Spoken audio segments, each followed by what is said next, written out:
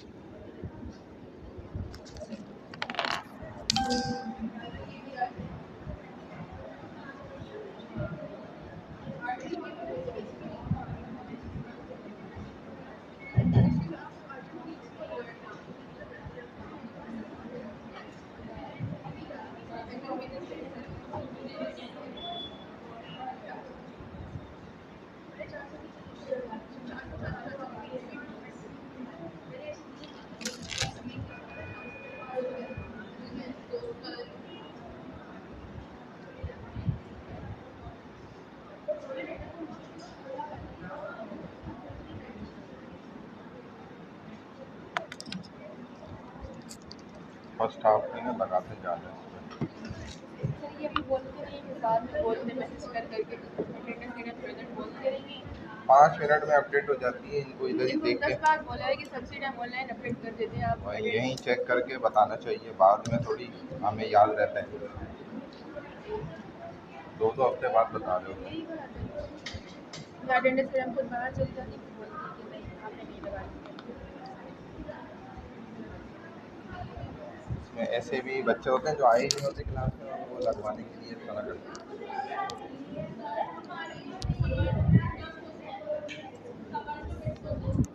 Wait नहीं होगा, early होगा, वो नेक्स्ट वीक में लूँगा। आरली होता है, आवरली कहते हैं उसको। वो भी यही आपका मिड टर्म का एग्ज़ाम होता है इसका नाम। मिड टर्म लाइक एग्ज़ाम होता है वो। उसमें भी हाँ थ्योरी बेस्ड क्वेश्चन आंसर होते हैं, एमसीक्यूज होते हैं, वही सब होता है।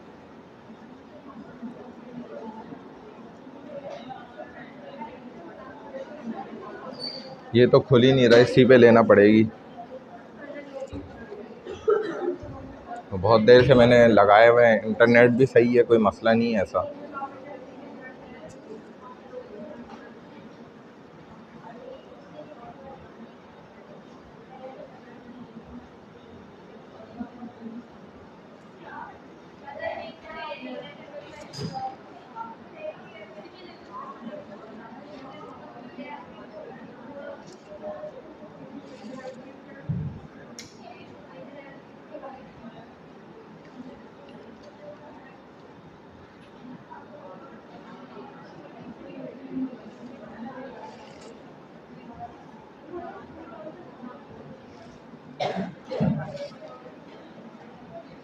नहीं खुला ना।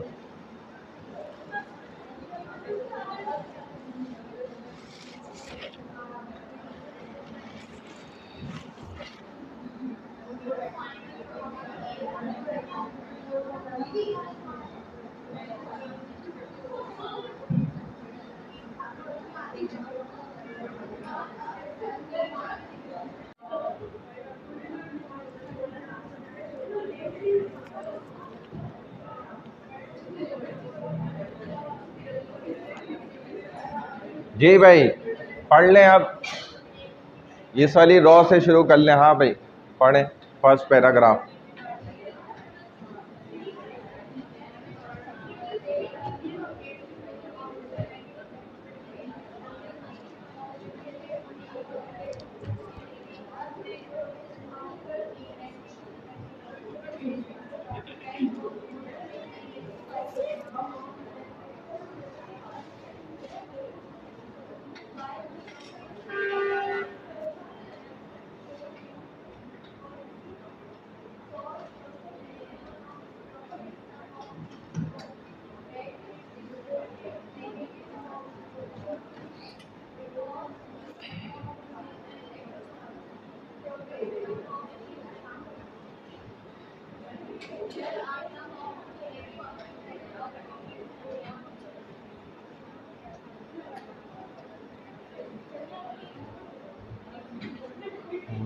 हाँ जी, नेक्स्ट पैराग्राफ पढ़ें, फर्स्ट वाला।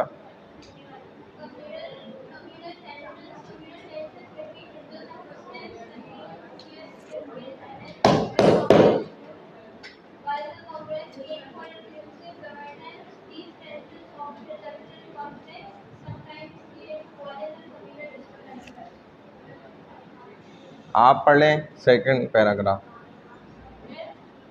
Zubaida. Minority concerned Muslims as a minority community had concern about their representations and rights influences with Congress ministries.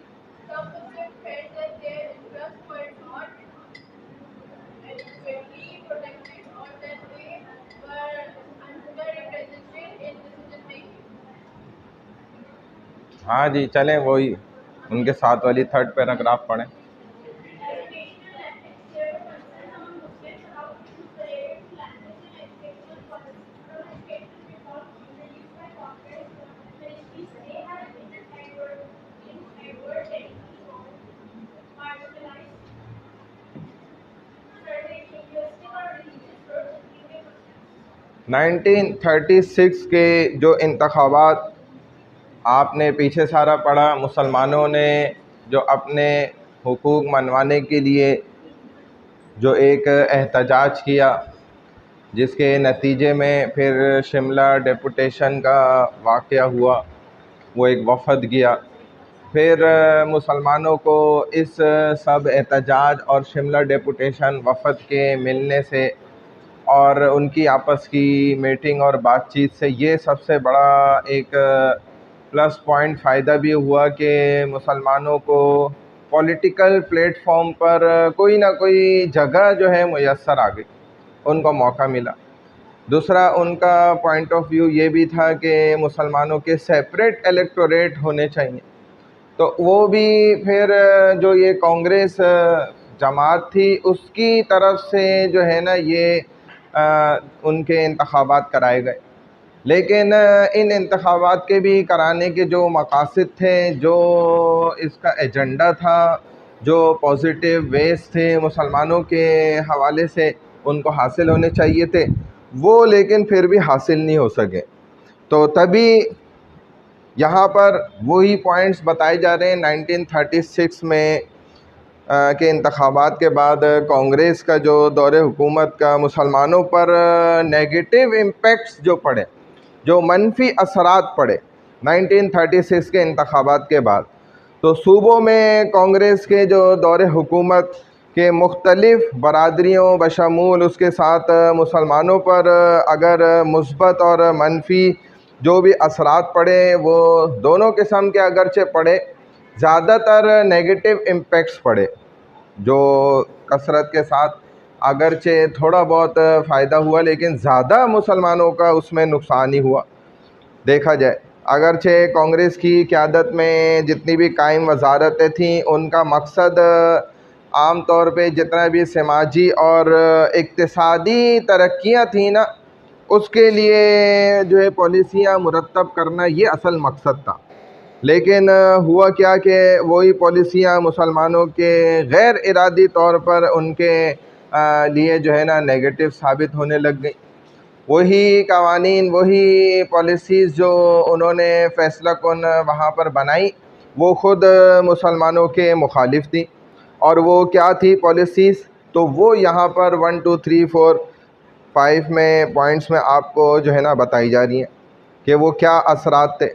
पहला जो सबसे बड़ा ख़तरनाक इम्पेक्ट पड़ा, तो वो था कम्युनल टेंशन, यानी कि फ़िरका वाराना कशीदगी जिसको आप कहते हैं, कि मुसलमान हिंदुओं के दरमियान और ख़ुद आपस में मुसलमानों के दरमियान भी फ़िरका वाराना पेचीदगियाँ पैदा करने की कोशिश की गई। क्योंकि ये दौर आप जानते हैं कांग्रेसी जमात की हुकूमत का था। इस दौरान हिंदू और मुसलमानों के दरमियान फ़िरका वाराना कशीदगी बहुत ज़्यादा बढ़ी और ये एक अहम चैलेंज था उस वक्त। अगरचे कांग्रेस का मकसद सबको साथ लेकर चलने का था बज़ाहिर फ़िज़िकली, मतलब जो यूँ समझ लें कि वन फेस जो शो हो रहा था, नज़र आ रहा था उस वक्त, तो कांग्रेस जमात यही चाहती थी कि, और ज़ाहिर भी यही कर रही थी और अपने एजेंडे को, कि जो है ना हम चाहते हैं मुसलमान और हिंदू आपस में मिलकर वो एक साथ जो है ना किरदार अदा करें, एक साथ समाज के अंदर और मुआशी हालात के अंदर मिलजुल कर एक बनकर चलें। बज़ाहिर तो यही दिखा रही थी, लेकिन सबसे उनका ख़तरनाक मकसद जो था ना वो इंक्लूसिव गवर्नेंस था, यानी कि हुकूमती निज़ाम के तहत जो है मुसलमानों को दबाना, ये असल मकसद था। और कशीदगी को फैलाए रखना ये एक तरीक़ाकार होता है कि इंसानों को और अपनी रियासत के लोगों को जो है ना मुख्तलिफ़ मसाइल के अंदर आप परेशान रखें ताकि वो मज़ीद उससे आगे बढ़कर चीज़ों का ना सोच सकें। तो लिहाजा बाज़ मरतबा तो इस कदर ज़्यादा तशद्दुद और फ़िरका वाराना वारदातें और वाक़यात नज़र आते थे कि मुसलमान हैरान हो जाते थे कि भाई ये तो उल्टा जो है हमारे मुखालिफ चीज़ें नज़र आने लग गई हैं। बाज़ हंगामे ऐसे हो जाया करते थे।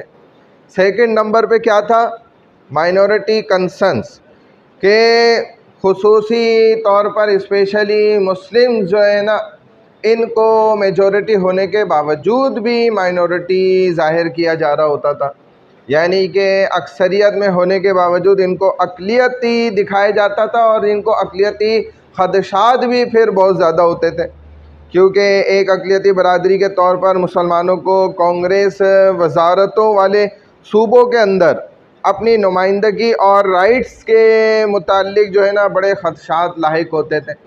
जब उन्हें अक़लियत के अंदर दिखाया जाता, ज़ाहिर किया जाता और फिर उनके राइट्स भी उनको नहीं दिए जाते, तो ये मुसलमानों के लिए ख़तरनाक अमल था। कुछ मुसलमानों का ख़याल था कि उनके मफादात का मुनासिब तहफ़्फ़ुज़ नहीं किया जा रहा मुआशरे के अंदर, और इसी तरीके से जो फ़ैसला साजी के अमल में उन्हें मुनासिब नुमाइंदगी भी हासिल नहीं हो रही, क्योंकि ज़ाहिर है मुसलमानों को आगे और ऊपर आने ही नहीं दिया जाता था। उनकी नुमाइंदा सीटें उन्हें दी नहीं जाती थी। जब भी किसी कौम को आप माइनॉरिटी के अंदर साबित करेंगे, शो करेंगे, तो ऑटोमेटिकली उनकी नुमाइंदगी भी कम हो जाएगी। फिर जब जो मेजॉरिटी के अंदर होता है, ये उसूली बात है, फैक्ट है, हकीकत है कि वही फिर असल नुमाइंदगी भी उनके पास ही होती है, क्योंकि जो मेजॉरिटी ऑफ सिस्टम होता है ना, वही उस सिस्टम को चला रहा होता है। थर्ड नंबर पे जो मसला था मुसलमानों को दरपेश, वो लैंग्वेज एंड एजुकेशन का था, तालीम और ज़बान का मसला, क्योंकि मुसलमानों को एक तो तालीम में आगे बढ़ने भी नहीं दिया जा रहा था, और दूसरा ये कि अगर मुसलमान बढ़ना भी चाहते थे ना, तो उन्हें रोका जाता था। यही तो वजह थी कि आप देखें तो हिंदुओं को जो है इंग्लिश ज़बान पे बड़ी महारत थी। ब्रिटिशर्स के करीब रह रह के उन्होंने उनसे नुमाइंदगी की सीटें भी लेकर और अपने मफादात भी हासिल करते हुए वो मुसलमानों को भी कुचल रहे थे, और साथ साथ वो उनकी ज़बान को भी उनके अंदर रहते हुए सीख रहे थे। चालपूसी वाले किस्म के उस वक्त ये सिस्टम चल रहा था। तो इस वजह से मुसलमानों में ज़बान और तालीमी पॉलिसियों से मुताल्लिक जितने भी काम थे ना, उन पर भी बड़े ख़दशात पाए जाते थे। मुसलमान हमेशा खौफज़दा रहते थे इन पॉइंट ऑफ व्यू से, और कांग्रेस वज़ारतों की जानिब से जितनी भी मुतारफ़ की गई तालीमी इस्लाही या इस्तिलाहात थी, वो भी कोई ख़ास मुसलमानों के मफाद में नहीं थी, कोई ख़ास मुसलमानों के फ़ायदे में कोई असर उसमें नज़र नहीं आ रहा था। हालांकि बज़ाहिर तो नज़र आ रहा था कि कांग्रेस जमात ने बड़ी पॉलिसीज़ बनाई हैं तालीम को लेकर, जैसे आज भी माशाल्लाह आप देख सकते हैं कि हमारे यहाँ पूरे पाकिस्तान को छोड़ें, सिर्फ सिंध को ही ले लें तो इतना बड़ा बजट का रेवेन्यू हिस्सा जो है वो आपकी माशाल्लाह गवर्नमेंटल एजुकेशन तालीमी निज़ाम के ऊपर जो है ना ख़र्च हो रहा है। लेकिन हासिल उसूल क्या है, निकल के क्या आ रहा है, कोई परफॉर्मेंस ख़ास नज़र नहीं आ रही। ये तो अब चंद सालों से कुछ अल्हम्दुलिल्लाह बेहतरी ये आई है कि कुछ पढ़े लिखे टीचर्स वो हायर किए गए, वो भी बड़ा मुश्किल और तकलीफ़ दे अमल से गुज़रने के बाद ये हुआ है। कि इनको मजबूर किया गया, वरना तो एजुकेशनल जितने भी आपके एकेडमीज ये स्पेशली गवर्नमेंट जो सरकारी निज़ाम के मातहत, चाहे वो सिंध गवर्नमेंट थी या फेडरल था, तो उनके तहत जितनी भी स्कूल कॉलेज यूनिवर्सिटियाँ थीं वहाँ पर ना असातिज़ा आते थे, ना माशाल्लाह तलबा आते थे, ना कोई पढ़ने पढ़ाने की सूरत थी, ना कोई, और जी चल रहा है निज़ाम। जब फाइनल एग्ज़ाम है तो सबके हाथों में माशाल्लाह मोबाइल है, फास्ट इंटरनेट है और धड़ाधड़ माशाल्लाह लगे हुए सब, पूरा निज़ाम ही यही है। सिंध बोर्ड सिर्फ नहीं भी है, सब जगहों पे ऐसे ही है। तो ये हालत थी, और जबकि अरबों का आपका जो है ना बजट वो इधर खर्च हो रहा है तालीम के ऊपर, सिर्फ कि सिंध के बच्चे बच्ची को अच्छी तालीम दी जाए। तो बहरहाल अभी थोड़े अरसे तो अल्हम्दुलिल्लाह ये बेहतर हुआ है निज़ाम, कुछ पढ़े लिखे जो है ना लड़के लड़कियां माशाल्लाह वो टीचर हायर किए गए। अब वो तो सुनने में आ रहा है जी अल्हम्दुलिल्लाह प्राइवेट इदारों से, प्राइवेट स्कूलों से भी ज़्यादा अच्छा उधर तालीम का निज़ाम हो रहा है। बाज़ जगहों में हमने ख़ुद भी देखा, बहुत अच्छा लगा और ख़ुशी भी हुई। यही सिंध के अंदर ही ये हमारे भी आप आ जाएं तो अल्लाह भला करे, ये गार्डन की तरफ भी है माशाल्लाह, फिर ये नाज़िमाबाद की तरफ, नौ नाज़िमाबाद, सुरजानी जैसे इलाके तक में, न्यू कराची जैसे इलाकों में बाज़ जो है गवर्नमेंट के स्कूल ऐसे हैं अल्हम्दुलिल्लाह अब जहाँ पर टीचर बिल्कुल पंक्चुअलिटी के साथ वो आ रहे हैं, तलबा स्टूडेंट भी आ रहे हैं और बहुत अच्छा तालीमी निज़ाम बन गया, जो प्राइवेट नहीं है बल्कि गवर्नमेंट के स्कूल हैं। तो अब कुछ बेहतरी अल्हम्दुलिल्लाह आना शुरू हुई है और अल्लाह करे ये इसी तरह बेहतरी आती रहे, क्योंकि एजुकेशन के ऊपर बहुत ठीक ठाक हमारा बजट का हिस्सा अरबों के अंदर समझ लें हर साल जो है ना खर्च होता है, लेकिन उसका हासिल उसूल पहले कुछ भी नहीं होता था। आप जाके इमारतें देखें तो इस कदर आलूदा हुई भी होती थी और मट्टी पड़ी हुई है और पता लगता था कि सालों से कोई यहाँ दाखिल ही नहीं हुआ है, ऐसी हालत होती, ना कोई मेंटेनेंस है ना कोई सिस्टम, कुछ भी नहीं। और हालांकि वक्त पर तमाम असातिज़ा टीचर जो है वो सैलरी ले रहे होते थे, बच्चों से फ़ीसें बाकायदा टाइम पे ली जा रही हैं सब, बस वो लेकिन पढ़ाई का नाम कोई नहीं था। तो बहरहाल ये मुसलमानों को उस वक्त भी ये मसाइल दरपेश थे और इसी तरह दिखाया जाता था बाकायदा पेपर वर्क के अंदर के सारा काम बिल्कुल अप टू डेट हो रहा है, लेकिन जबकि कुछ भी नहीं हो रहा होता था। चलें आगे।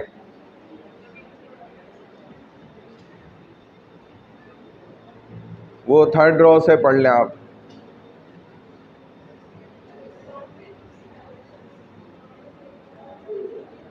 ये इकोनॉमिक डिस्पैरिटीज़, ठीक है।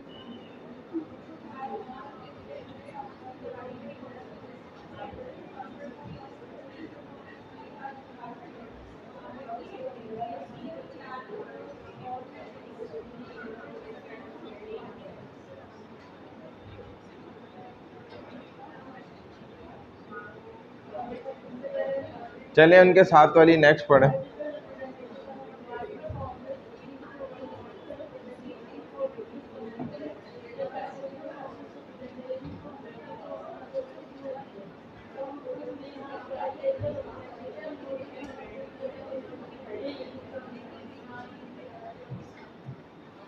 मुआशी तफावत क्या है, डिस्पैरिटी के मुसलमानों को उस वक्त देखा जाए तो मईशत के एतबार से भी बड़ा नुकसान हुआ। मुसलमानों को जब भी माशरे के अंदर आप अमन चैन सुकून के साथ नहीं रह सकते तो तब तक आपकी जितनी भी मालो दौलत भी है वो भी फिर जो है ना महफूज नहीं रह सकती। चुनाचे उस वक्त आप जानते हैं कि ज़मींदारी हुआ करती थी और ज़मीनें होती थी, किसान अपने ज़मीनों पर आम तौर पे मेहनत करके काश्तकारी करके और उसी से ही अपनी मईशत को मजबूत किया करते थे। लेकिन जब वो हालात ही मुसलमानों के लिए पॉजिटिव नहीं थे, नेगेटिव थे, तो अब मुसलमानों को अपने ज़मीनों पर मेहनत करके भी अपनी मईशत को मजबूत करना ये उनके लिए मुश्किल अमल था, जिसको इकनॉमिक कहा जाता है। अपनी मुआशी हालात कोई भी कौम उस वक्त दुरुस्त कर सकती है जब एक सिस्टम जो है ना वो मौजूद हो, कंप्लीट सिस्टम। जो मुसलमानों का अपना एक तरीक़ेकार है ना, अब जैसे कह रहे हैं ना कि भाई ये सिस्टम तो क्या हो गया, कोलैप्स कर गया है, ये तो नकारा हो गया।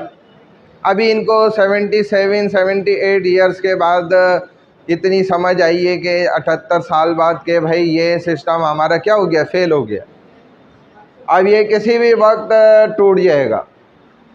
ये जो पाकिस्तान के अंदर सिस्टम चल रहा है, आपकी जो इस वक्त समझ लें कि रीढ़ की हड्डी, और वो जो बंदा है उसने ख़ुद ये अल्फाज कह दिए कि पाकिस्तान का सिस्टम नकारा हो चुका है, ये सिस्टम नहीं चल सकता।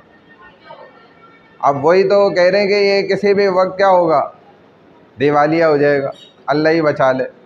लेकिन मसला क्या है कि ये सिस्टम क्यों नहीं चल सकता? असल सवाल तो ये है ना, अब क्या होगा ये सवाल नहीं है, असल सवाल ये है कि ये सही कैसे होगा। तो इसके ठीक होने का, सही होने का एक ही तरीका है, और वो क्या है कि हम अपने आप को ठीक कर लें बस। क्योंकि हम 77-78 साल से जो है, जैसे हम पहले थे तो शायद हम बेहतर थे। हमारी जो नस्लें पहले गुज़री हैं ना, बड़े जो जिन्होंने पाकिस्तान बनाने में शामिल हुए, उस वक्त को देखा, वो कई गुना कई दर्जे बेहतर होंगे। लेकिन हम बिगड़ गए बस इन 77-78 सालों में। तो जब ये अगर हम सही हो जाए ना तो ये निज़ाम खुद ठीक, मुसलमान जब सही होता है ना फिर पूरी दुनिया को ठीक कर देता, और मुसलमान बिगड़ जाए तो पूरी दुनिया तो पहले ही बिगड़ी हुई है, उसको कौन ठीक करेगा? गवर्नमेंट तो असल में देखें सिस्टम ही गलत है ना, ये तो हमारा अंग्रेज़ का सिस्टम है, हम मुसलमान हैं, या तो कलमा छोड़ के अंग्रेज़ हो जाओ और फिर चलाओ, सही है। लेकिन जब आप मुस्लिम हैं, मुसलमान हैं, आपने कलमा पढ़ा है, तो फिर तो मुसलमान का ही निज़ाम अगर चलेगा तो वही चलेगा, और कोई दूसरा निज़ाम नहीं चल सकता। पॉलिटिकल रिप्रेजेंटेशन, ये बात भी मैंने आपसे की, नुमाइंदगी सियासी प्लेटफॉर्म पर मुसलमानों को हासिल नहीं थी। अगरचे आप देखें तो कांग्रेस का मकसद क्या था, ज़ाहिर तो यही करना था कि मुख्तलिफ़ बरादरियों को सियासी नुमाइंदगी वो दी जाए, लेकिन ऐसा हुआ नहीं। हकीकी तौर पर, ज़ाहिरी तौर पर, फ़िज़िकली तो कुछ और बातें हो रही थी, दिखाया भी कुछ और जा रहा था, लेकिन अंदरूनी तौर पर मसाइल दूसरे थे। अगर ज़ाहिरी तौर पर फ़िज़िकली मुस्लिम्स को कुछ जगहों की नुमाइंदगी दी भी गई, तो वो ऐसे मकामात थे, ऐसे एरियाज़ थे कि जिधर कोई काम होना नामुमकिन था। तो भी देखा जाए तो हकीकी एतबार से जो असल नुमाइंदगी अब भी हासिल थी ना, वो ब्रिटिशर्स को हासिल थी और हिंदुओं को हासिल थी। चुनाचे आप देखें तो मुसलमानों को शायद ये फिर उस वक्त महसूस होने लग गया कि भाई ये तो, जैसे हमारे यहाँ भी ऐसा होता है कि जो चहीते होते हैं अब उनको वजारतें भी देनी तो होती हैं, लेकिन जी कौन सी वजारत दें, अब उठा के वो उसका कोई एक्सपर्ट ही नहीं होती है उस फील्ड के अंदर, ना उसका कोई तजुर्बा होता है, ना कोई लेना देना, कोई मामला ऐसा होता है, लेकिन उठा के जी एजुकेशन का वज़ीर बना दिया माशाल्लाह। और बेचारे को साइन भी नहीं करना आता, पढ़ना लिखना दूर की बात, उठाकर जी वो उनको वज़ीर बना दिया मजहबी उमूर का, और जी उनको बेचारे को खुद ही वज़ू के फ़राइज़ भी नहीं पता है, हालांकि वो दीन के और कुरान और हदीस के वो वज़ीर हैं वो साहब। मतलब ऐसा हमारे यहाँ बहुत दफ़ा होता है। तो ये उस वक्त भी यहीं वहीं से ये शुरू हुआ साहब। चले भाई 6 पॉइंट नंबर क्या है, उसके बाद वाली पीछे लास्ट वाली पढ़ लें। जी हाँ, आपको पता ही नहीं, आप क्लास में ही नहीं है, इससे इसी से पता चल रहा आप क्लास में है ही नहीं। इतनी भी आप थोड़ी देर पहले नहीं आई, बहुत ज़्यादा थोड़ी देर पहले आई थी। सही कह रहा हूँ मैं, आपके आने के बाद 2-3 बच्चे पढ़ चुके हैं, इतनी थोड़ी सी देर बाद आप आई थी।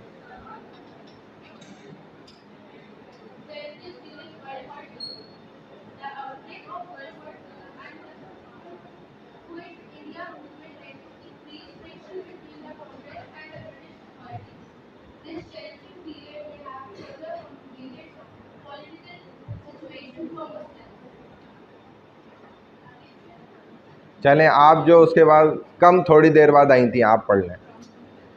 आप थोड़ा कम देर बाद आई थी ना, वो आपसे थोड़ा ज़्यादा देर बाद आई थी।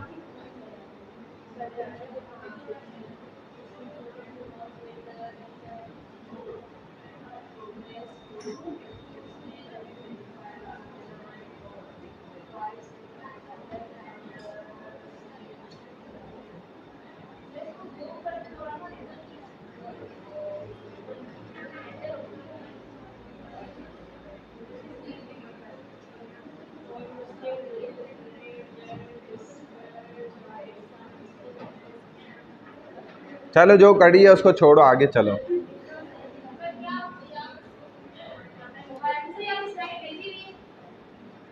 शुक्र है आपने ये पूछ लिया, वरना मैं समझ रहा था शायद आप सेमेस्टर के बाद भी ये पूछ सकती हैं। आपने ड्यूरिंग सेमेस्टर ही पूछ लिया, अच्छी बात है। चलो चलो, इस तरफ तवज्जो तो आई कम अज़ कम। मुकम्मल तवज्जो नहीं आई वो अलग बात है, लेकिन कुछ तो आई, ना आने से तो बेहतर। Challenges during world war 2। एक बड़ा मसला उस वक्त ये भी था, जो दूसरी जंग अज़ीम के दौरान मसाइल दरपेश आ रहे थे।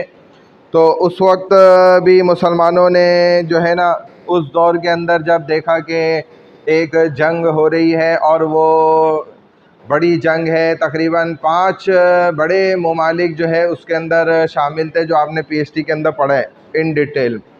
फिर उस वक्त मुसलमानों को भी यहाँ से यही चाहते थे कि भाई इस जंग का नतीजे में भी खिलाफत जो है ना वो ख़त्म नहीं होनी चाहिए।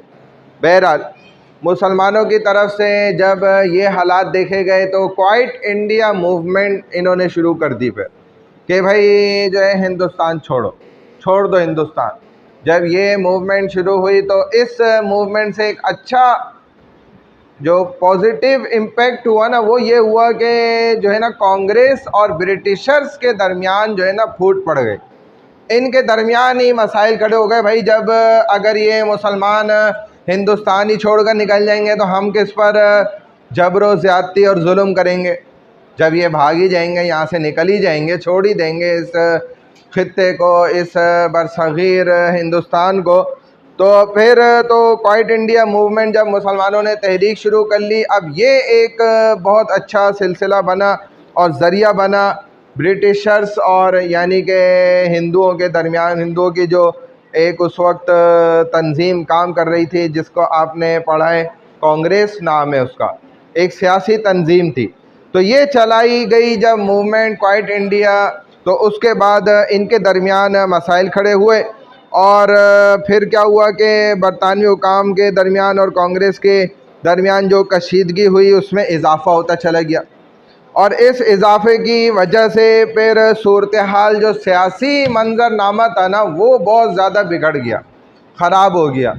इसके बाद अब ये बात काबिल ज़िक्र है कि मुसलमानों पर कांग्रेस दौरे हुकूमत के असरात एक सूबे से दूसरे सूबे तक फिर मुंतकिल होना शुरू हुए, क्योंकि जब क्वाइट इंडिया मूवमेंट ने जो है सख्ती पकड़ ली, मुसलमानों ने ये फ़ैसला कर लिया भाई इस मुल्क को, इस हिंदुस्तान को, इस खित्ते को छोड़ के हमने निकलना है, हम यहाँ नहीं और बर्दाश्त नहीं कर सकते और नहीं रह सकते।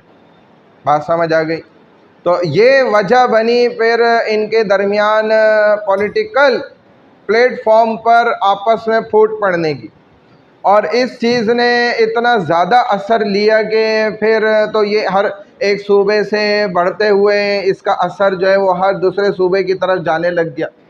और इसी पॉइंट से मुसलमानों को बहुत ज़्यादा उस वक्त तक़वियत यानी कि स्ट्रॉन्ग हुआ, मज़बूत मुसलमानों का जो एक उस वक्त सूरत हाल थी, जो कंडीशन थी, वो और मज़ीद मज़बूत होकर सामने आई।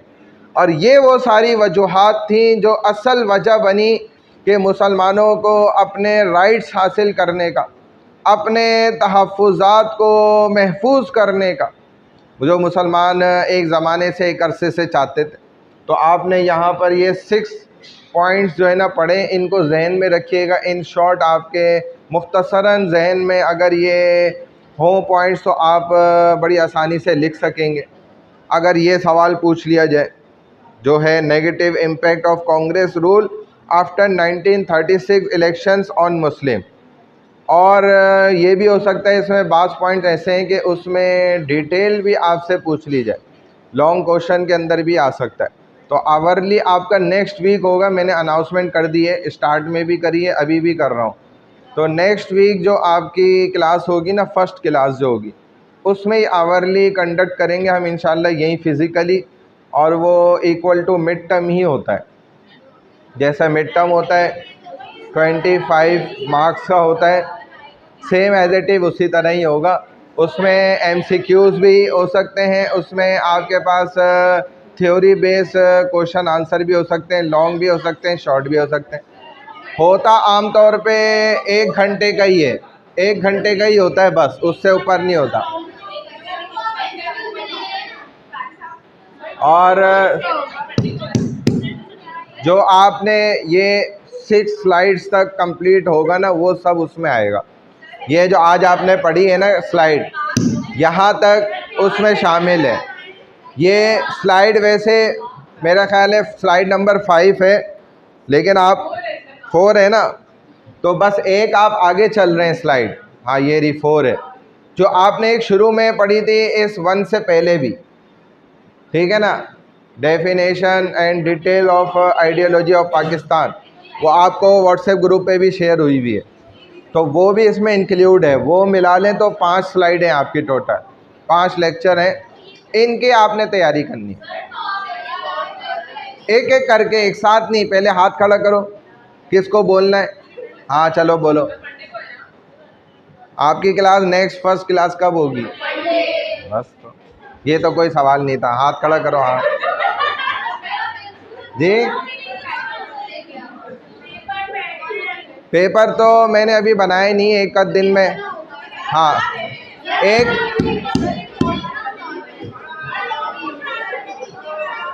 रुक जाओ 1 सेकेंड, हाथ खड़ा करके, ऐसे नहीं कि मैं ही बोलूँगी, आप हाथ खड़ा करें फिर मैं बताऊँगा। हाँ आप बोलें, आप बोलें।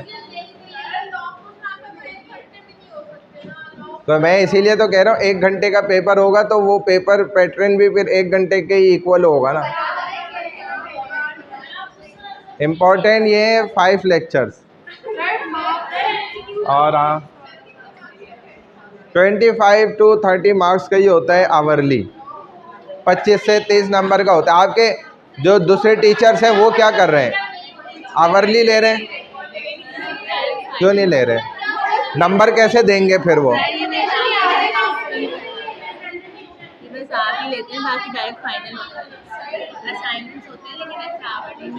आवरली नहीं लेते, मिड टर्म नहीं होता, उसके इक्वल आवरली होता है। मार्क्स तो आपको देने हैं ना, जाहिर है, तो वो हम CP में करते हैं और दूसरे उसमें करते हैं। हाँ 1 मिनट, आप प्रेजेंटेशन जो है ये आपके क्लास पार्टिसिपेशन में मार्क्स इंक्लूड होते हैं, जो कि टोटल 35 है। हाँ, PPT के भी उसमें मार्क्स होंगे, और जो आप प्रेजेंटेशन करेंगे उसके भी मार्क्स हैं। 15 हाँ 35 टोटल होते हैं, जिसमें हम क्विज़ लेंगे और ये आवरली जैसे ले लें, सब कुछ हम उसमें आपकी प्रोग्रेस परसेंटेज निकाल के उसमें दे देंगे।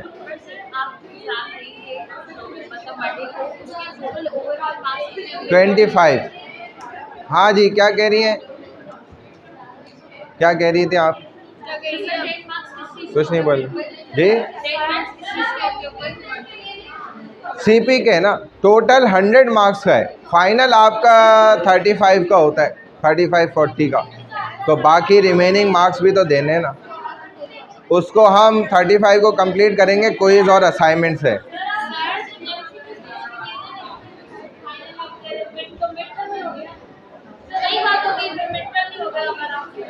मिड टर्म में तो अलग अंदाज से होता है ना मिड टर्म। इसमें आपको आसानी हम दे रहे हैं, ज़्यादा जगहों से नंबर नहीं लेने पड़ेंगे ना। अभी पेपर में एक आध दिन में आगे बना लूँगा इंशाल्लाह, तो फिर आपको समझा दूँगा। उस फिर आपका फाइनल में टाइम नहीं ज़्यादा बचेगा ना। बस यही है, नेक्स्ट वीक में हम किसी भी दिन ले सकते हैं, यही है। मंडे का ही जहन में रखें, तैयारी भी मंडे के हिसाब से ही करें।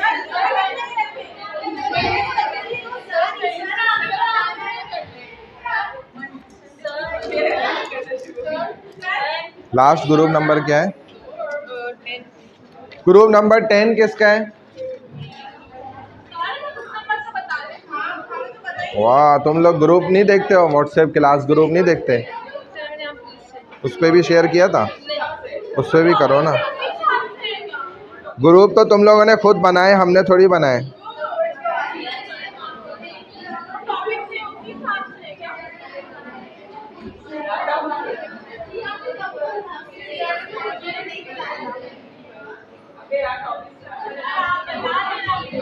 क्या?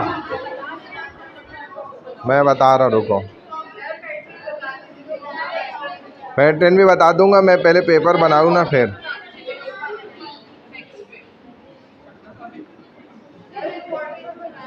यही है ना जो प्रेजेंटेशन के नाम से भेजिए। ग्रुप नंबर 10 जो है, प्रमोशन ऑफ एजुकेशन दिशा देवनानी। ये कौन है? वो है इसकी लीडर। सलोनी, दिशा, भूमिका और अरीबा, ये 4 पार्टिसिपेंट्स हैं इनके। रेडी हैं? आ जाए।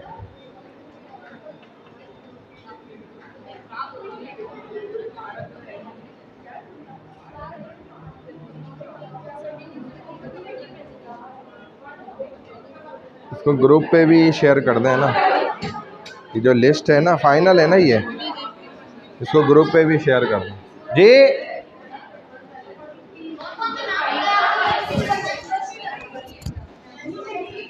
दिशा, देवनानी के, भूमिका और ये सब है ना।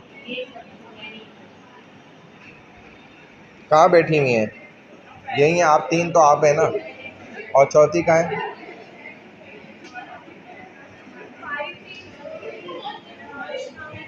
पांच हैं, तो बाकी 2 और नहीं आई, उनको स्किप कर दो, छोड़ दो। उनका मुझे बता देना, एब्सेंट है, मैं उनको कर लूँगा मार्क्स।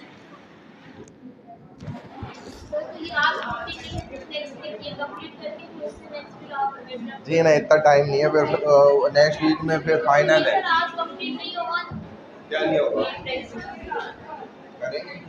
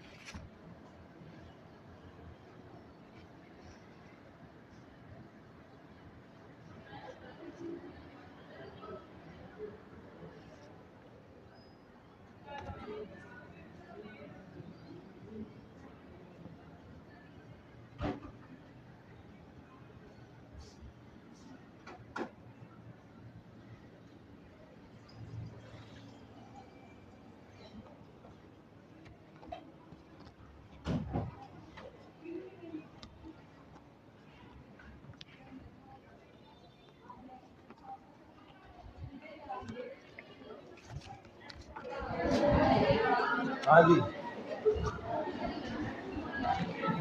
क्या हुआ? क्यों?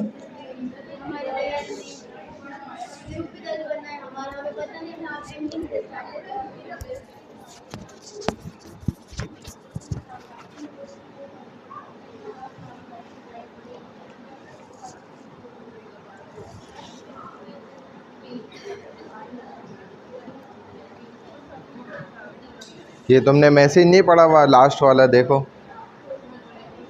मंडे को जो मैसेज करा हुआ है, लिखा हुआ है all student prepare your presentation and finalise them, be ready to present in the next class as I will call on any group at random. चलो इसको छोड़ दो, तुम दो तो हो ना, एक भी देगा। ये भी इंस्ट्रक्शन पढ़ो जो बिल्कुल मैंने आपको दी हुई है। देखो ये लिखा हुआ क्या है,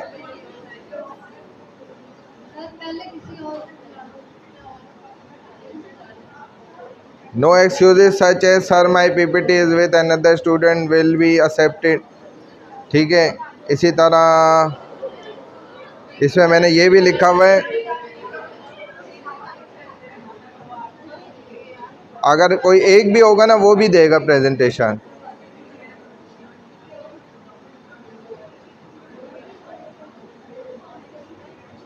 देखें, every student must prepare their own PPT individually.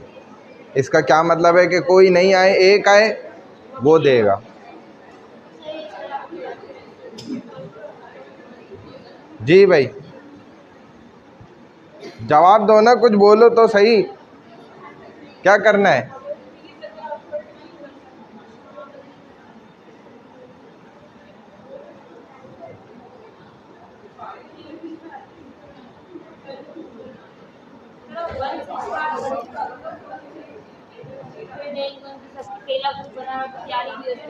उसका क्या कसूर है अगर उसने ग्रुप पहले 1 बना लिया तो? ये तो जिसकी अच्छी तैयारी है वो खुद आ जाए, मैंने तो नहीं मना किया, मैंने तो कह दिया है पहले ही। Group number 9, formation of Muslim League, अनजलना फरीद खान, कुदसिया मुनीर, आयशा फयास, इस्मत खान, जैनब फातिमा। ये किधर हैं सब? पांचों एब्सेंट हैं, एक भी नहीं है इनमें से,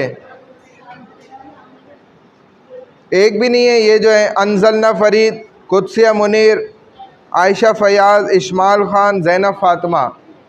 जैनब तो है इसमें से, मेरा ख्याल है जैनब नहीं है इधर, नहीं है कोई भी। फिर मुझे नहीं कहना कि ये हमारे 15 मार्क्स कैसे ज़ीरो हो गए, बाद में मेरे पास टाइम नहीं है लेने का फिर प्रेजेंटेशन। चलें, ग्रुप नंबर 8, महक, महम मोहसिन, रमना इरफान, आ जाए।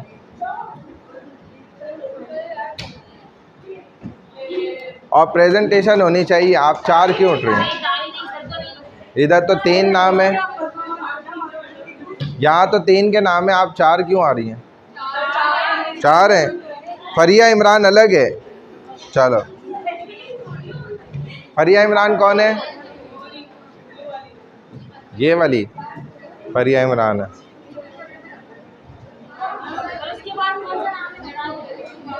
ग्रुप नंबर 7 है, पाकीज़ा, फलक, फातिमा, मारूफ।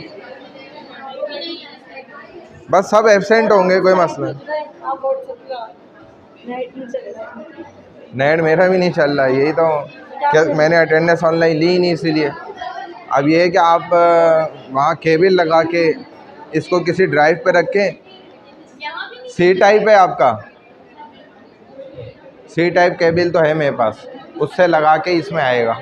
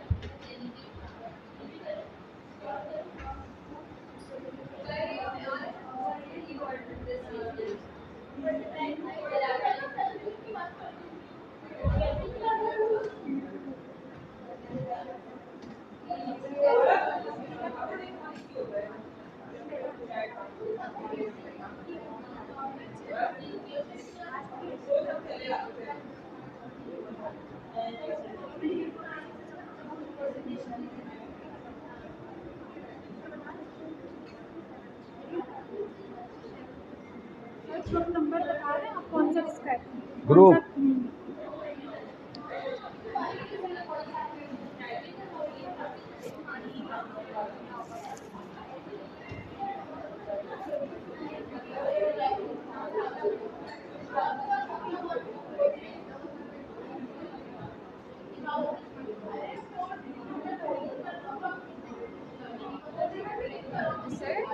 जी।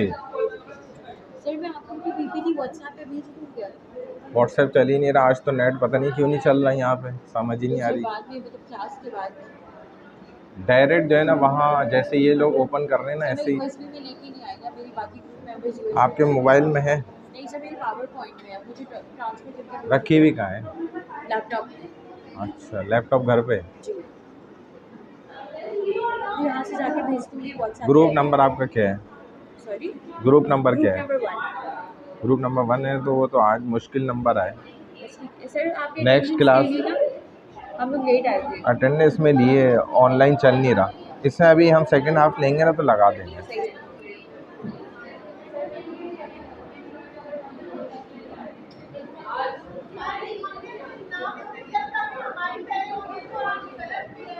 करना चाह रहे तो कर लो, मैं मना थोड़ी कर रहा हूँ। हाँ, इसके बाद आ जाओ।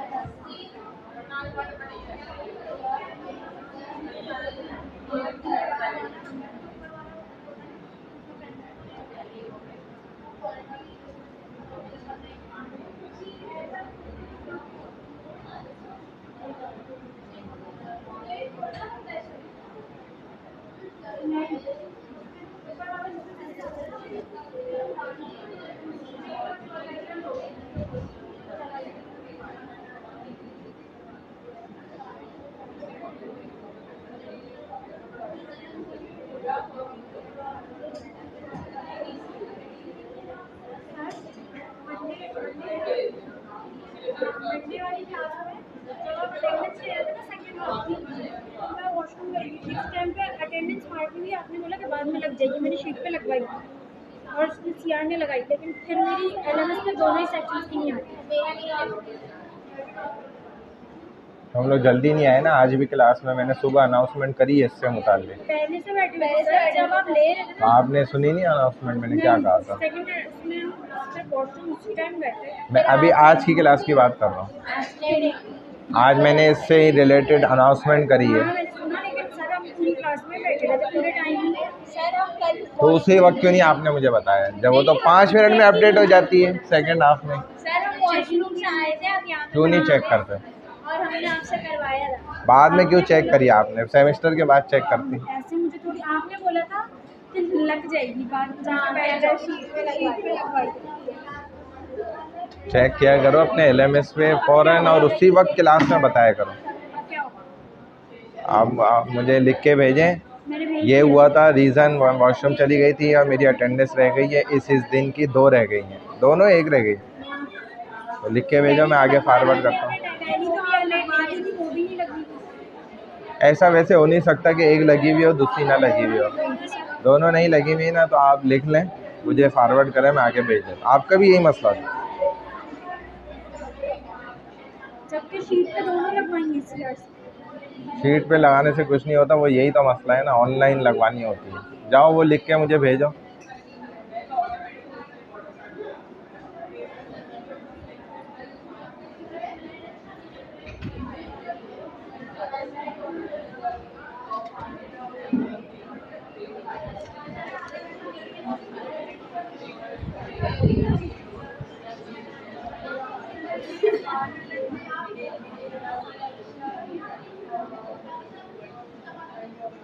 आ गया?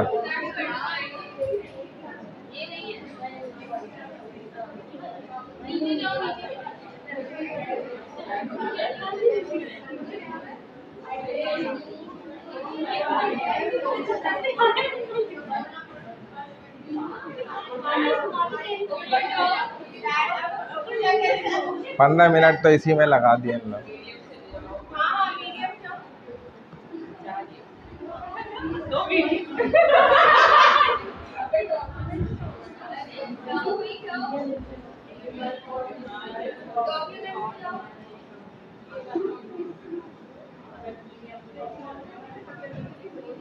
अरे इसको क्लिक कर दो, सेव हो जाएगा। आप वहाँ से डाउनलोड भी कर सकते हो, खुल भी रहा है।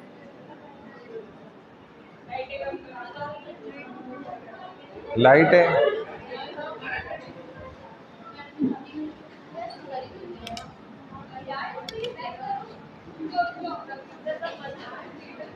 नहीं, बस एक दो।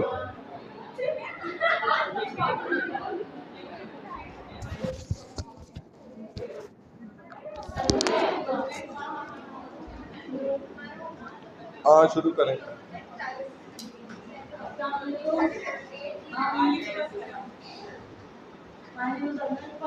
और नेटवर्क फ्रेमवर्क के मकाम मैंने और कर दिया। हमारा topic establishment of objectives of establishment of Pakistan establishment of Pakistan और result of long term struggles के बाद पाकिस्तान की जाएगी था, क्योंकि जितना हिंदू के जितना हिंदू मुसलमानों को जुल्म हो रहा था, तो मुसलमानों को अपने लिए कल्चरल पॉलिटिकल राइट्स चाहिए थे। इस वक्त को एक सेपरेट मूवमेंट की नीड थी, जो under the leadership of Mohammad Ali Jinnah और ऑल इंडियन मुस्लिम लीग की तरह ने मुस्लिम जमात ने सेपरेट मूवमेंट की, under the leader two nation theory के अंदर सेपरेट मूवमेंट की डिमांड हुई थी। और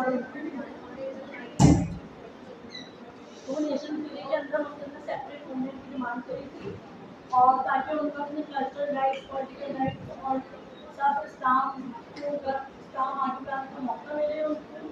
तो फिर ऐसा इसके नतीजे से फिर 14 अगस्त 1947 में इंडिपेंडेंट स्टेट मिला था मुस्लिम को, जिसका नाम था Pakistan.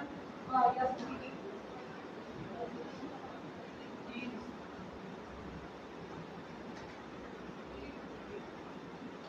the main aims behind the establishment of Pakistan were: the first one is protection of Muslim rights, to safeguard the political, religious, cultural and social rights of Muslims of Indian subcontinent.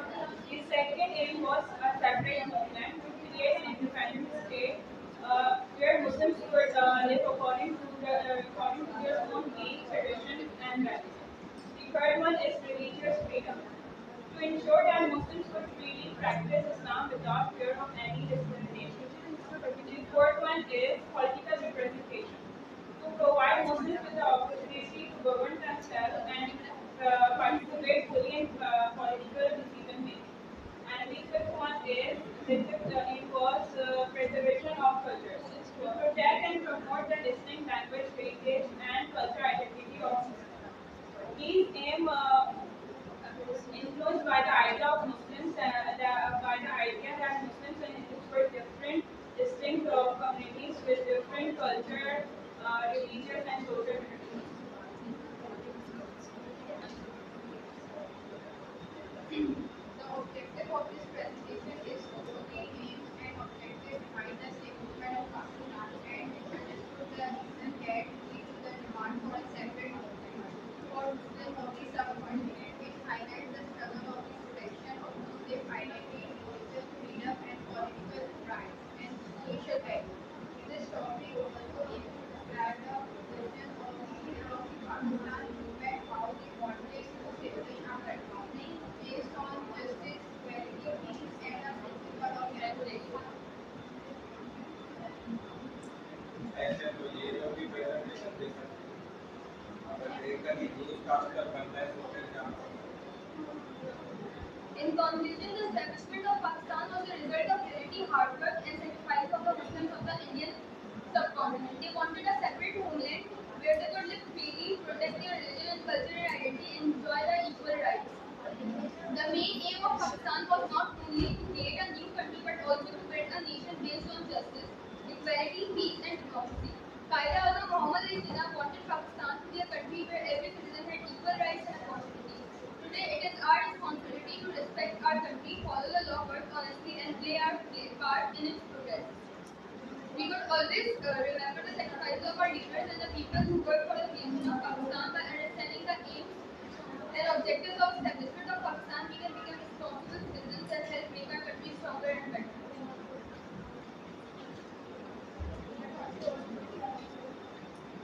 क्या बताया समझ नहीं मुझे तो लगा वो जो news की हेडलाइंस होती है वो पढ़ मुझे समझ नहीं आया टॉपिक क्या था Establishment of Pakistan, Sana. In objective of standing of Pakistan. क्या बताया मैंने तो न्यूज़ हेडलाइंस पढ़ी जैसे वो देखा समझ नहीं आया हमारा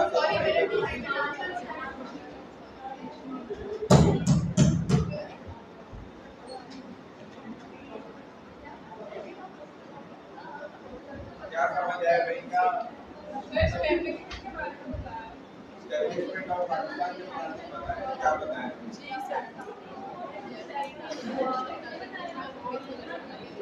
खामोश हो जाए यार ये क्या बताया एक पॉइंट कोई बताओ टू नेशन के ऊपर स्टार्ट करा था आपको ऑब्जेक्टिव्स के बारे में बताया एम्स एंड ऑब्जेक्टिव्स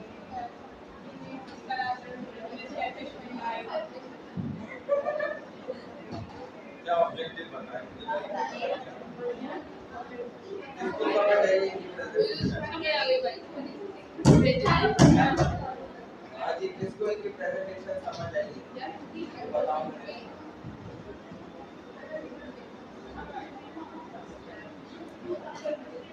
किसी को समझ नहीं आई किसी ने सुना ही नहीं कि कहाँ क्या चलेगा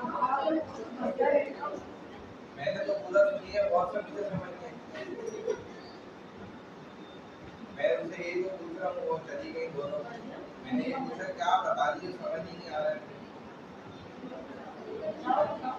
आओ बताओ क्या बताया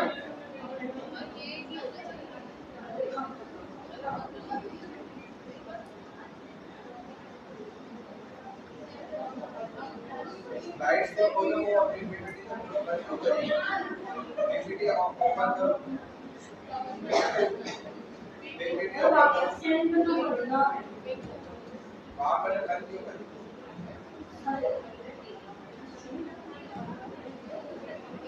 प्रेजेंटेशन देखो ऐसे नहीं होगी आप लोग 15 मार्क्स ऐसे थोड़ी मैं दे दूंगा मुझे तो समझ ही नहीं पता ही नहीं चला कितने बच्चों का टॉपिक ही नहीं पता होगा क्या टॉपिक था ये देख लो मैं तो बड़ा कुछ नहीं बता सकता इन सबको तो पता ही नहीं है, इसलिए मैं इनसे तो पूछ ही नहीं रहा। इधर एक दो को पता है सिर्फ।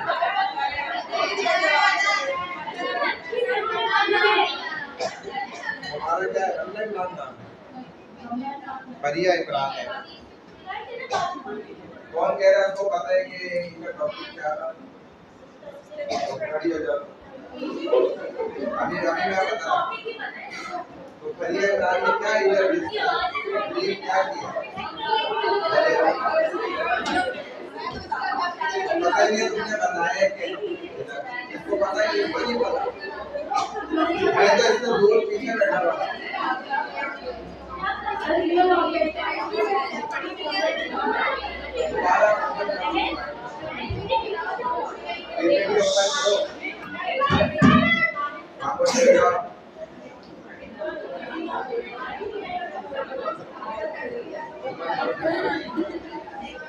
यहाँ से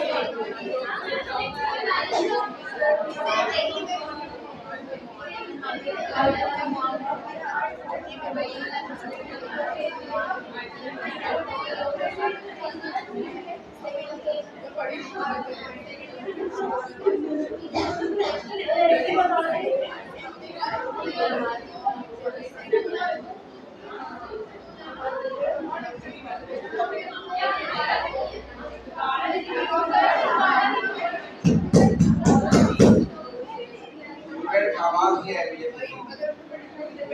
अब ये दोबारा प्रेजेंट कर रहे हैं और मैं आप लोगों से सवाल करूंगा, आप लोगों के नेगेटिव मार्किंग होगी अगर किसी ने जवाब नहीं दिया।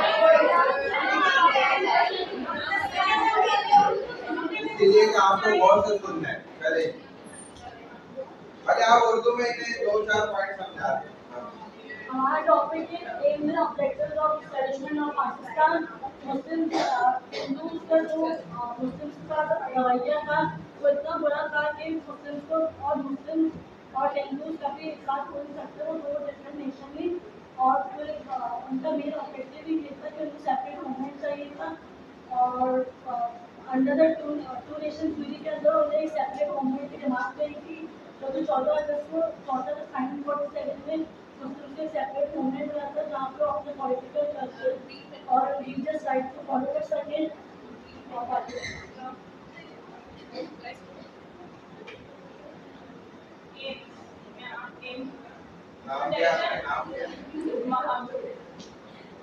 Protection of Muslim rights.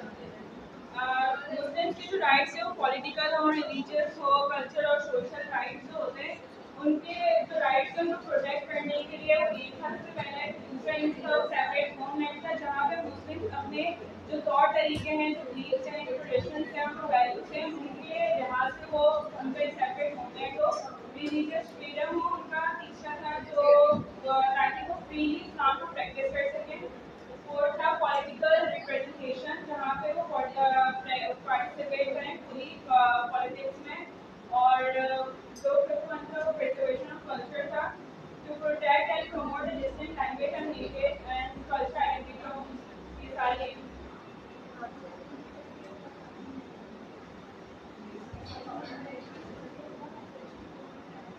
objective है explain the reasons for the demand of Pakistan, understand the protection of Muslim identity, highlight the religion and political rights, explain the mission of Quaid-e-Azam, understand the political importance of Pakistan.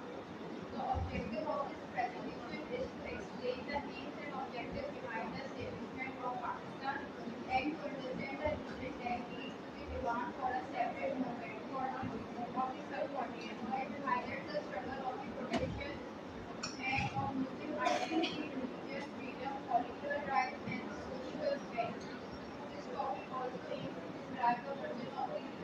Pakistan movement and how they wanted to establish a country based on justice, equality, peace, and stability. ये तो आपने news पढ़ी ना, समझाया ना मैंने। क्या मतलब है? पीछे आ जाए वापस। हाँ।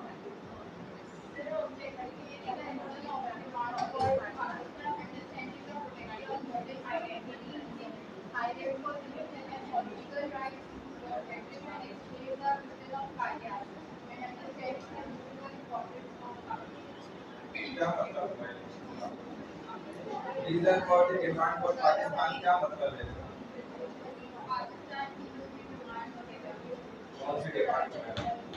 separate Punjab.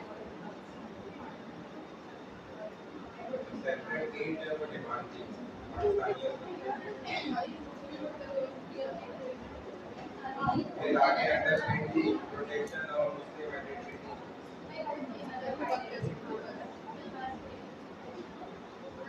सेपरेट सलाम, अलग सलाम, वो क्या करना चाहिए? के मुस्लिम को हिंदी अलग अलग स्टेट चाहिए जहाँ पे वो अपने रीजन को फॉलो कर सकें। सलाम क्या थी, आइडेंटिटी क्या थी? सेपरेट, दोनों की अलग।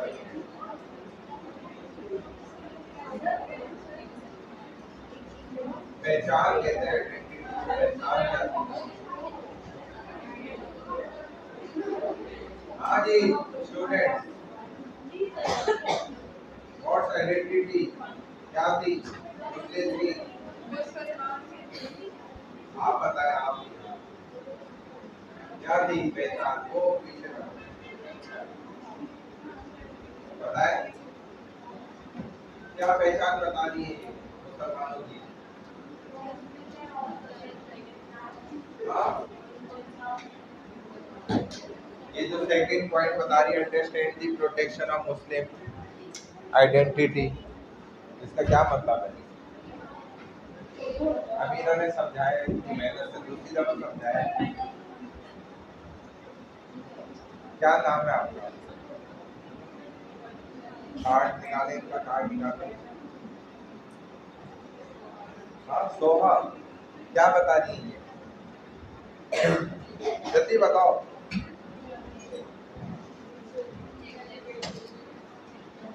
हाँ सेकंड पॉइंट इन्होंने जो बताया, understand the protection of Muslim identity, ये क्या बताया इन्होंने?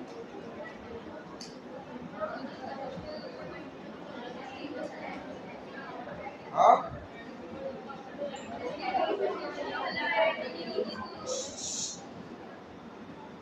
आप उठ जाए यहाँ से, इधर आ जाए, आप भी उठ जाए यहाँ से, यहाँ पे आ जाए। जल्दी करें, पर कहेंगे क्लास का टाइम भी खराब कर देता। आप जो बात करेंगे उसको मैं अलग बिठाऊंगा, फिर बात करूँगा। हाँ जी, सेकंड पॉइंट जो understand the protection of Muslim identity, देखो ये क्यों नहीं बता पा रही, इसको समझाओ। आप समझाओ ना, उसको समझाना है। असल तो रिप्रेजेंटेशन क्या है? प्रेजेंटेशन आप मतलब प्रेजेंट करेंगे, बतलाएंगे इनको के ताकि इनको समझ आए। अभी वो उनको पता ही नहीं है ना, बताएं इनको आप क्या है। ये सेकंड पॉइंट का मतलब प्रोटेक्शन ऑफ मुस्लिम आइडेंटिटी। भाई जब हिंदू और मुस्लिम साथ थे तो मुस्लिम को अपने राइट्स को इसमें नहीं हो पा रहे थे उनकी, और उनको अपनी जो उनकी पहचान थी उसको मिल नहीं पा रही थी। तो जब भी उन्हें सेपरेट मूवमेंट की डिमांड से लड़ने का आता था तो मुस्लिम से पहचान के जो अपने इस्लाम को फॉलो कर सकें। बातें नहीं करो, खामोश। हाँ क्या थी पहचान मुसलमानों की, बताओ। समझ आए? नहीं समझ आए ना? देखा, हमने भी सही बताया ना। जो पहचान थी वो 3-4 चीजें थी। एक सबसे पहला था रिलीजन, वो आप बताएंगे। कहाँ बताए? पता ही नहीं चल रहा उसको। समझाए फिर भी बेहतर है, वो कह रही पीछे वाली कह रही फिर भी बेहतर समझाए, लेकिन ये समझना नहीं चाहे। तो हमने अब इसी से समझे, सही समझाया ना।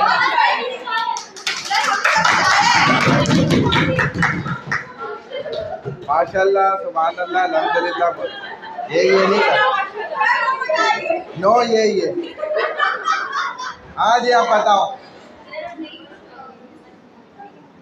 भाई इनको छोड़ो, हमने इधर जिस मकसद के लिए बैठे हैं वो तो बताओ। दो तीन, चलो भाई तुम बताओ ये क्या है।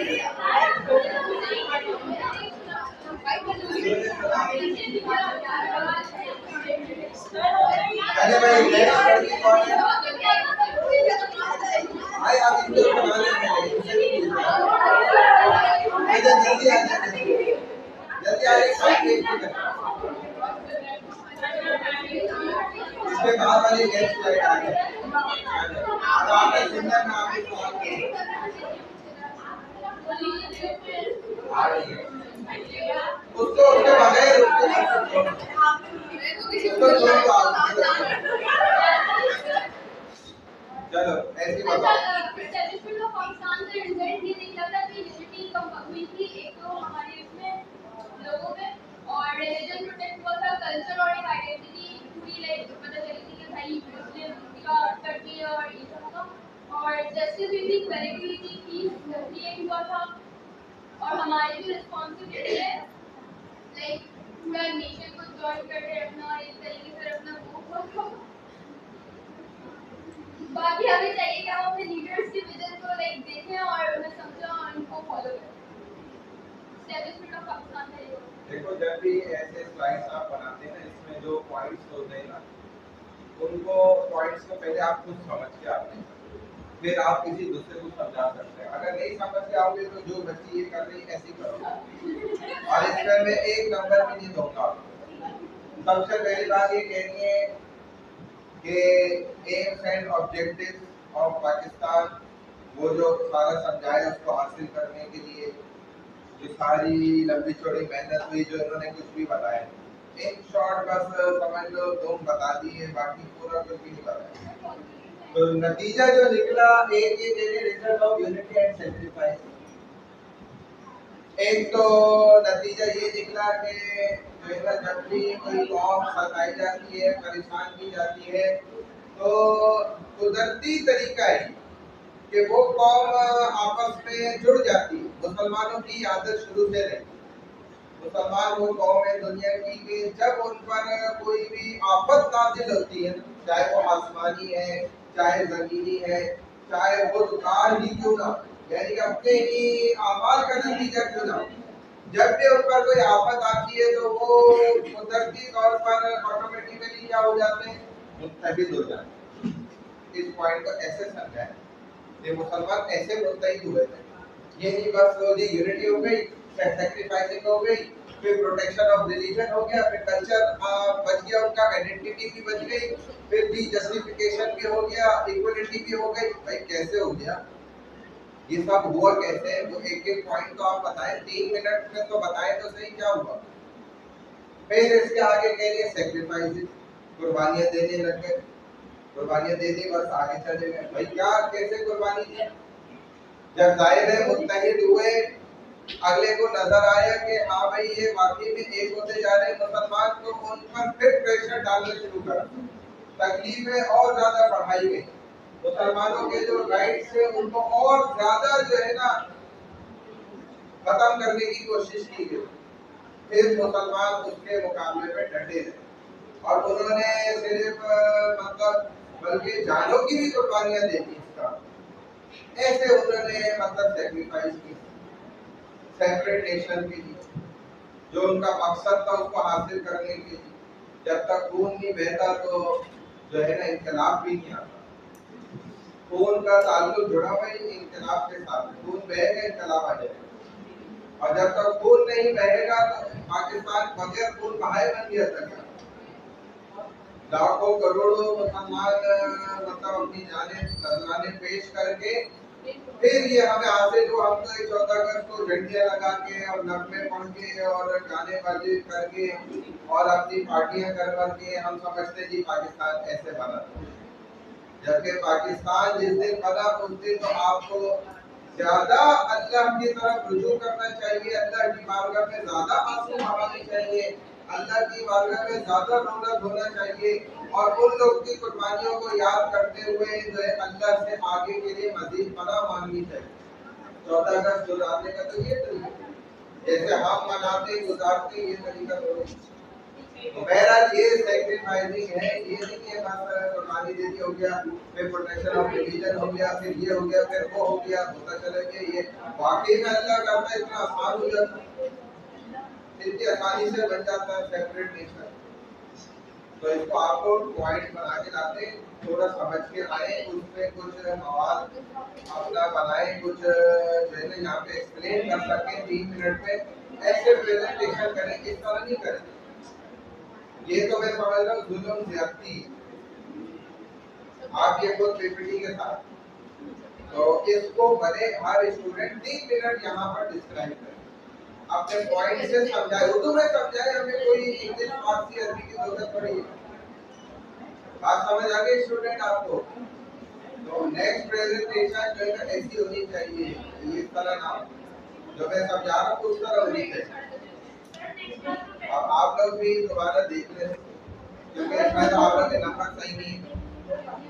अगर किसी स्टूडेंट ने इस तरह प्रेजेंटेशन दी है तो हमने उसको ग्रुप पे मेंशन किया है कि ये न्यूज़ कास्टर है बस।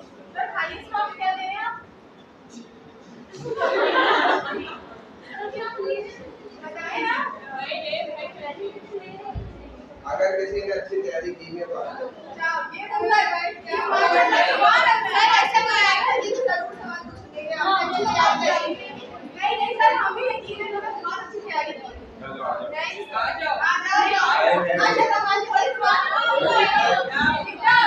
खाली 5 मिनट्स है।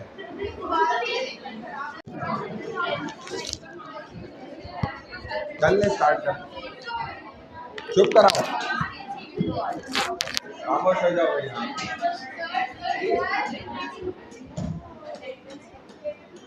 बस आप तो हो गई, आप भी दे दो। मेरा नाम नाइला है और ये मेरे को कहना है लेकर फिजा ईमान और मेरा टॉपिक है काम का एक्टिविटी एंड इट्स इंपॉर्टेंट। सबसे पहले हमें ये टॉपिक समझने की जरूरत है कि आइडियोलॉजी क्या होती है। आइडियोलॉजी एक ऐसी कोर्स होती है सिस्टम को कहते हैं जो किसी मुल्क या कंट्री के को गाइड करता है, वो अपनी जिंदगी किस तरह गुजारे।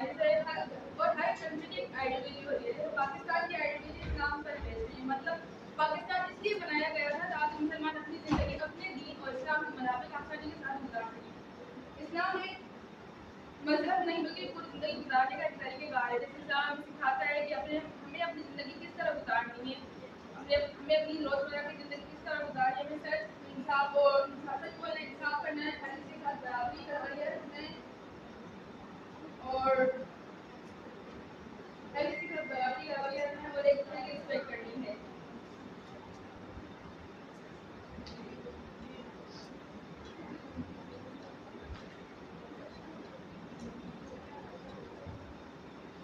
इसके बाद आता है बैकग्राउंड और हमें ये समझना जरूरी है कि पाकिस्तान की जरूरत क्यों पेश है मुसलमानों के पास। मुसलमान पहले बैकग्राउंड देंगे तो हम मुसलमान और हिंदू एक साथ रहते थे, मतलब उनके और मगर उनके दरमियान बहुत सारे डिफरेंसेस थे, जैसे उनका कल्चर, रिलीजन, ट्रेडिशनल और लाइफ स्टाइल बिल्कुल एक दूसरे से अलग था। मुसलमान एक खुदा पर बिलीव करते थे, जबकि हिंदू का बिलीफ सिस्टम मुख्तलिफ था।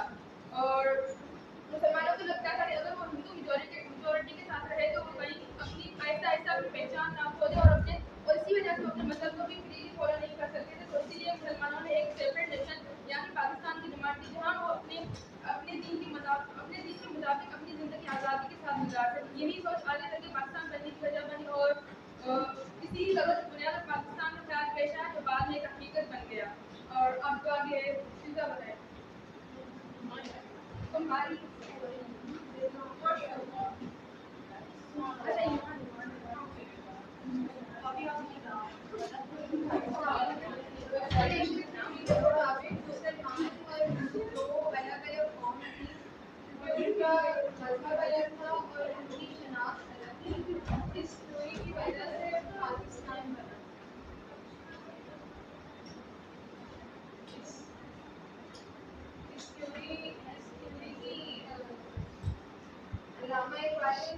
का आइडिया दिया था और कायदे-ए-आज़म मोहम्मद अली जिन्ना ने आगे जाके इस थ्योरी पे काम करके पाकिस्तान में एक अलग मतलब वो करा।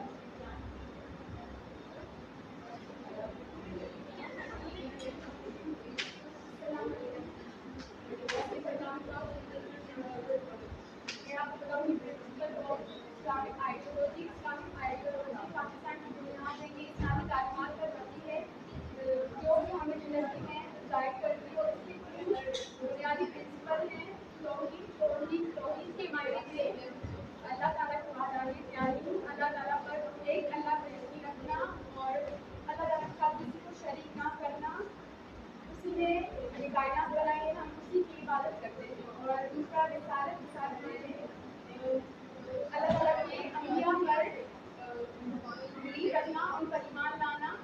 अल्लाह ताला ने मुख्तलिफ दौर में अपने पैगम्बर भेजे ताकि मुसलमानों को गाइड कर सकें और उनको ज़िंदगी गुजारने का सही रास्ता दिखा सकें। और लास्ट आखिरत मानी मौत के बाद ज़िंदगी यानी रोज़ क़यामत पर बिलीव रखना।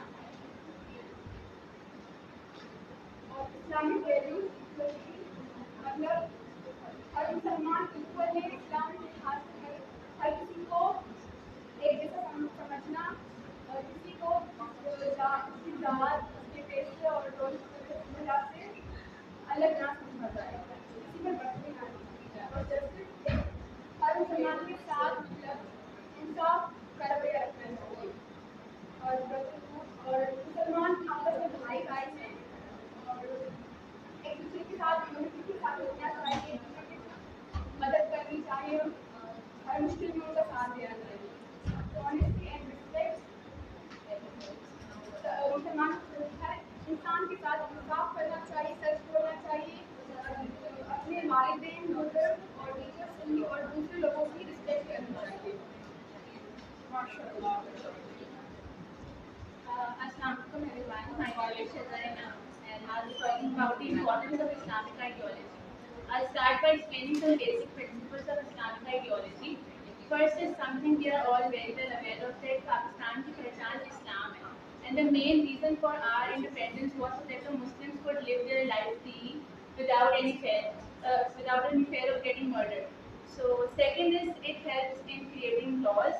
According to Islam, the constitution states that laws should be in line with the teachings of the Quran and Sunnah. Third, which I feel like is a very important one, that Islamic ideology promotes social values such as honesty, justice and kindness.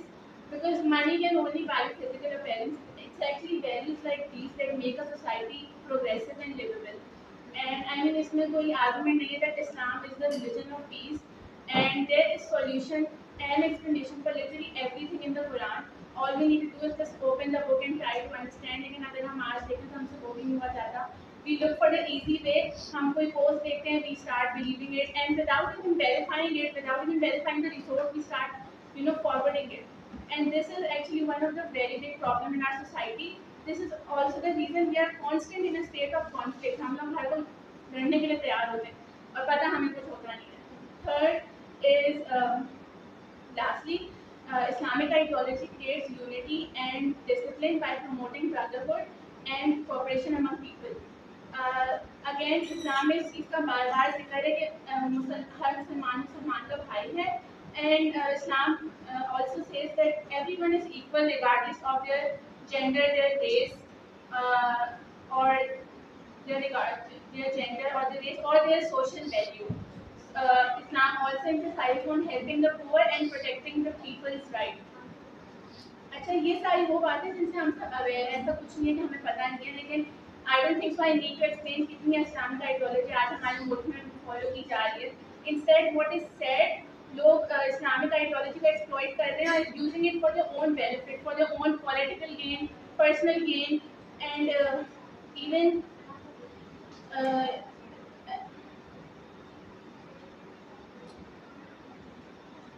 और मतलब लोगों के बीच में फर्क पैदा करने के लिए जो है इस्लाम को यूज़ किया जा रहा है. ऐसे एक्शन को जस्टिफाई किया जा रहा है जो truly they do not reflect the actual teachings of Islam. So in the end, I'd just like to say that Islam was created with the principles of Islamic ideology as a welfare state, जो currently हमारे मुल्क उस direction में नहीं जा रहा है. And what we can do is कि हमें खुद करना पड़ेगा. The government is not going to do it for us. हमें खुद समझना पड़ेगा इस्लामिक आइडियोलॉजी को. और इस्लाम एक प्रॉपर लाइफ गुजारने का तरीका है. इस्लाम हमें हमारी सोशल लाइफ में, पर्सनल लाइफ दोनों में पूरी गाइडेंस देता है. तो अब हमें बस ये करना है कि हमें खुद इस चीज़ को समझना पड़ेगा. Thank you.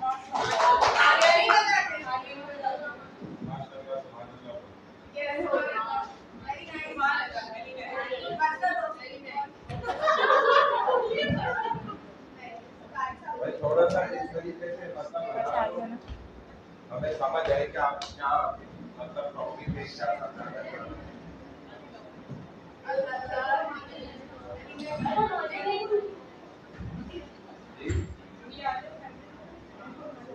Haroon Qasim, Abi Rasim, Alina Ali Khan, Alisha,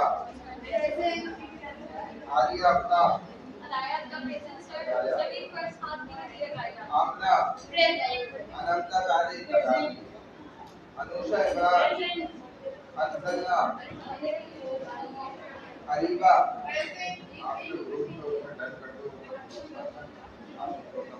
Areeba Naseer,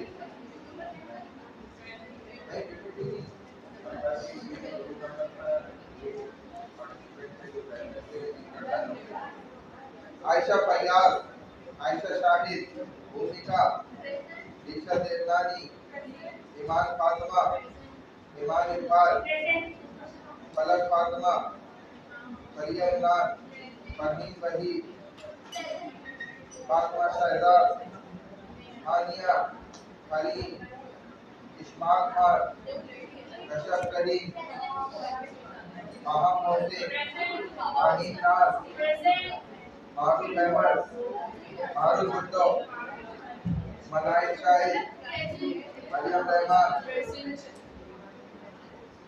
बारिश दुआ,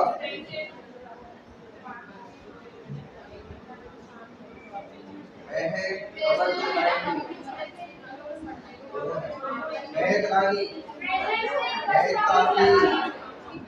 तासीर, मोहम्मद साहिब निजात, मुंतहा शाहिद, मुस्फिरा, आइला ज़हूर, निगत आफ्ताब, हुमैरा पहलवानी, उवैस अली, हुमैरा नहीं है, हुमैरा बाकी का मीरजादी, प्रगति, कुर्सिया मुनीर, रमना इरफान, अहमद इस्माइल, सलूनी, सबरा तसव्वुर, मोहम्मद अब्दुल्ला, शिंदा इनाम, शोभा खान, सईदा अली फातिमा,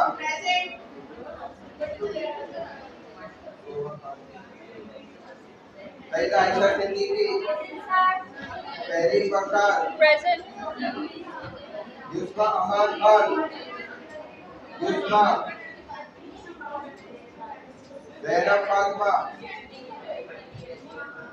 जुबैदा जोकिया,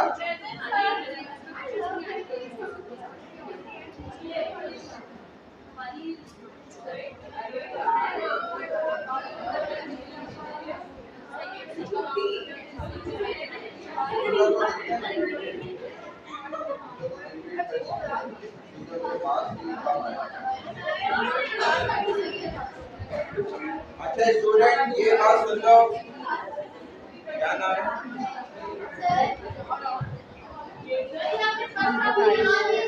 लगी भी तो है। अच्छा स्टूडेंट बात सुन लें, देखें ये जो प्रेजेंटेशन है, क्लास पार्टिसिपेशन है, ये सब हमारे सीखने के लिए होती हैं चीज़ें। बात सुन लें मेरी गौर से। अगर मैं थोड़ा सा इसमें सख्ती भी करता हूँ ना, तो इसको आप बुरा नहीं माने। ये मैं अपने किसी फ़ायदे के लिए नहीं कर रहा, ना मुझे आपसे कोई लड़ाई है, बल्कि ये आपके फ़ायदे के लिए, आपको कॉन्फिडेंस मिले और क्या लगा लो,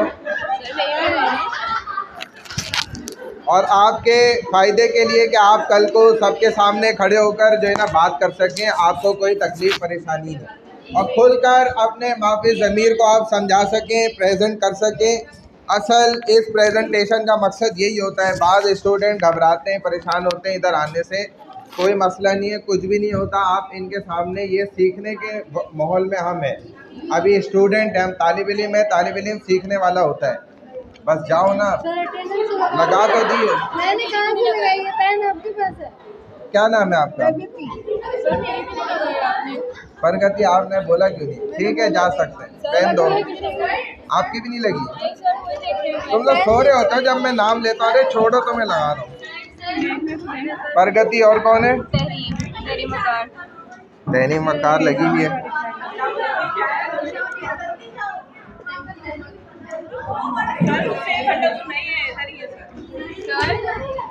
सर आपने मेरी दोनों लगा ली। अरे भाई जाओ, कैसे जा सकते हो? जब अटेंडेंस होती है तब तुम लोग कहाँ गायब होते हो। जाओ बस जाओ। हाँ कर ले। सब लग गए। हाँ अच्छा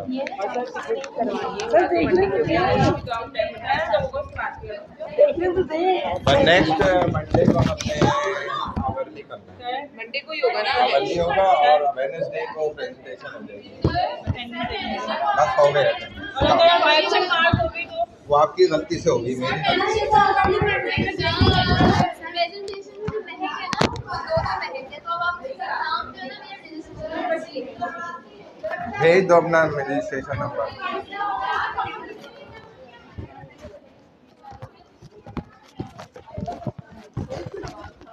जी जी